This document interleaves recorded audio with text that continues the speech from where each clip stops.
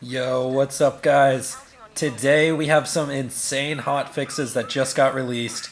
Not only is the Farming Frenzy event happening and the takedown scaling, we also have a little bit of character changes I want to go over. Now, I'm mainly just going to focus on these Zane changes, but I'm going to read out the other ones for the other classes because there's some insane stuff in there for Moze and Flack as well. Today, we're releasing a hotfix for Borderlands 3, which will be live by 3 p.m. Make sure you guys hang around in the main menu for a little bit until you see the hotfix applied sign. And then after that, the takedown challenge will be there.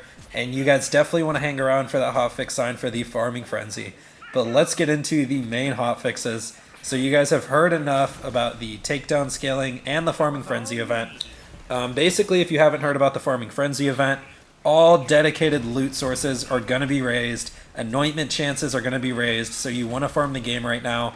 I'm actually posting a build later today that is made to farm the game and make the game easy mode, make the takedown easy mode. So you guys are going to want to see that later. But the reason why I want to make this video is some weapon changes and some anointment buffs for multiple characters. So let's get into it. So with the bug fixes, the main thing here is they addressed a reported concern that Judge Hightower was not dropping the loot from his pool. So finally now, we posted a tri-carrier build a long time ago. The carrier is a great weapon, but it dropped from Judge Hightower. So now you can finally go farm him for it. Another big change is the balance of the Fabricator, Freddy, Stanley, Constructor, Tony Bordell, Trixie Nick, and Third Rel. They're basically going to be buffing all these enemies. The DLC was pretty easy to roll through, but yeah, they're going to be buffing those enemies. Now, a huge change right here. The Ion Cannon now has a 5-second reload and consumes 6 ammo per shot. The Ion Cannon is a strong weapon, and we don't want to change that, but it's overperforming. We've increased the reload time and made it consume more ammo, but left its damage unchanged to still provide a strong burst of damage. Now, this is going to change a lot of builds. The Ion Cannon was an easy weapon to just carry around for any build. Yeah, with the fact that it's taking up 6 ammo per shot, means that you can't just walk around with a big boom blaster and expect to keep up with the ammo on this thing. You're actually going to need ammo regen to use this or something like that. So luckily for Zane, and this has to do with the build later I'm posting, but that's not going to be a huge problem. Now, the final thing in these patch notes were some character buffs.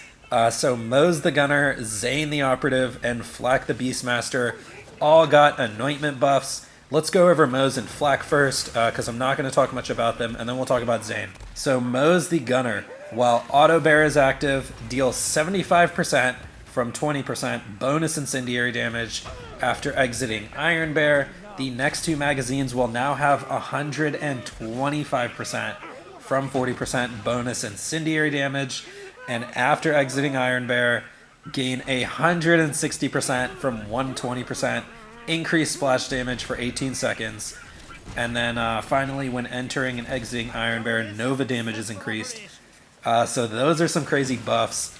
I'm not going to talk much about it, but it's great to see that a lot of people are going to be using a lot of these anointments now. On to Flack. When exiting Fadeaway, Nova damage is increased. And after using Rack Attack, gain 50% instead of 25% critical hit damage for a short time. That actually doesn't seem to be a big change there. But finally, on to Zane. We have two anointments that were already pretty good, just got buffed. The Barrier Anointment for accuracy and increased critical hit damage just got buffed from 30% to 70%. I already loved this anointment. Personally, I actually thought this was the best anointment to run on guns like the Maggie. A lot of people were running Sentinel Cryo Maggies, but the accuracy increase makes it so you hit all of those pellets from medium to long range. I actually, personally, this was my favorite anointment on the Maggie.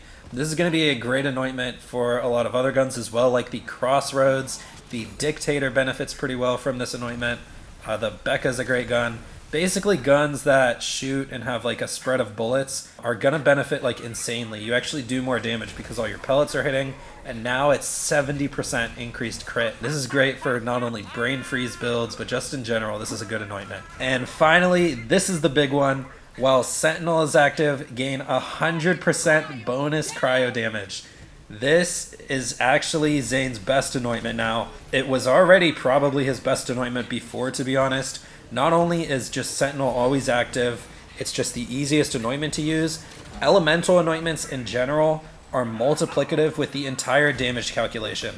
So you calculate all of your damage and then you get a bonus. So 100% of that is double damage. Like your guns do double damage with this anointment, and it's multiplicative with the entire calculation. This is by far probably Zane's best anointment now. You're gonna want to include Sentinel in like all of your builds now because this anointment is way too strong, and yeah, I'm really happy about it. So this is just gonna help a lot of builds that were underperforming. Now you can just get this Sentinel anointment, put it on, and it's gonna help your build perform to where it needs to be. Everyone has guns with this anointment. This is Zane's most common anointment, but yeah. The redistributor build with or without Banjo is insanely more powerful now. You're dealing double the bonus cryo damage as you were before. This also means that enemies with armor that don't resist cryo, like Wotan for example, resist cryo, but the Valkyries, the Krakens, you do not need to run corrosive guns against them. You could literally run a fire weapon with a Sentinel anointment, and you're going to be able to crush armored enemies now. Like 50% bonus was still great against armor, but this is 100% bonus. Like you guys all know how powerful this is about to be. But yeah, so I wanted to go over those patch notes with you guys. Get ready for the farming frenzy and the takedown scaling today. I'm actually posting a Zane build in a little bit. That's going to be perfect for farming the game, so watch out for that. But I just wanted to post this quick little video going over the patch notes for you guys. So if you enjoyed this video and want more content like this, don't forget to like and subscribe. Thank you to all my members. Shout out to you guys real quick, but I'm going to end the video there, guys. I'll see you in the next one.